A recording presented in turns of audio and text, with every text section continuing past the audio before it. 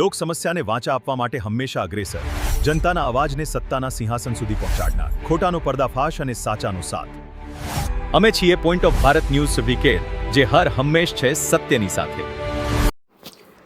પાટણ જિલ્લાના સાંતલપુર તાલુકાના વારાહી ખાતે ભાઈ બહેનના અતૂટ પ્રેમની અનોખી કથા. ભાઈએ બહેનનું બનાવ્યું મંદિર. પાટણ જિલ્લાના વારાહી મુકામે ચૈત્ર સુદ પાંચમના પાવન દિવસે ભવ્ય સંતવાણી કાર્યક્રમનું આયોજન કરવામાં આવ્યું. આ કાર્યક્રમ માત્ર ધાર્મિક નહીં પરંતુ લાગણી અને વિશ્વાસનો અનોખો પ્રતીક બની રહ્યો. કાર્યક્રમના આયોજક ઉદય પુરી ગોસ્વામીએ જણાવ્યું હતું કે તેમની નાની બહેનનું 34 વર્ષ પહેલા અકાળે અવસાન થયું હતું. ભાઈ બહેન વચ્ચેના ગાઢ સ્નેહને કારણે તેમણે 2017થી બહેનની યાદમાં સંતવાણી કાર્યક્રમ શરૂ કર્યો, જે આજે વિશાળ સ્વરૂપ ધારણ કરી ચૂક્યો છે. ઉપેન્દ્રભાઈના જણાવ્યા મુજબ એક બિલાડીના સ્વરૂપે તેમની બહેન આજે પણ તેમના પરિવાર સાથે હોવાનો વિશ્વાસ છે.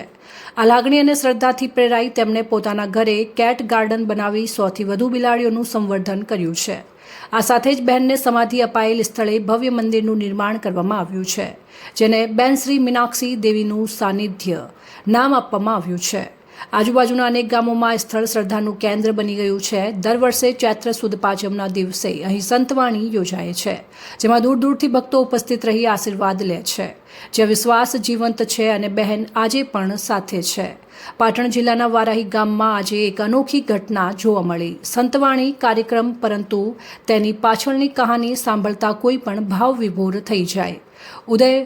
ઉપેન્દ્રપુરી ગોસ્વામી એક ભાઈ જેમણે પોતાની બહેનને માત્ર યાદોમાં નહીં પરંતુ વિશ્વાસમાં જીવંત રાખી છે.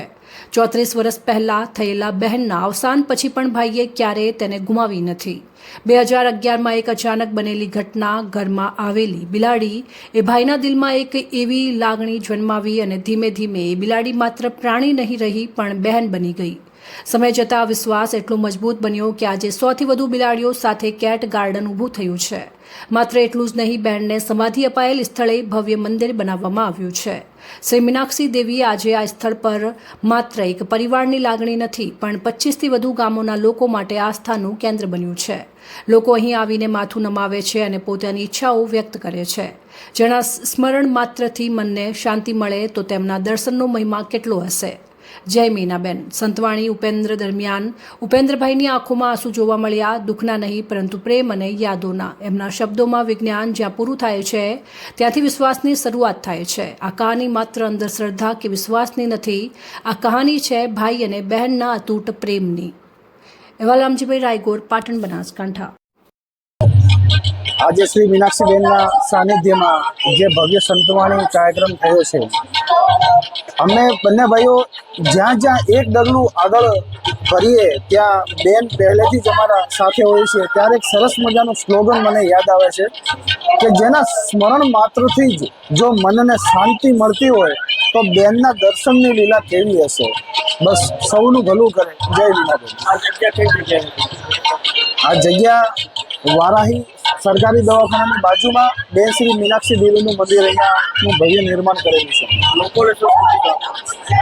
લોકોનો એક સંદેશો એવો આપવા માંગુ છે કે તમારી બેનને હર હંમેશા પ્રેમ કરજો.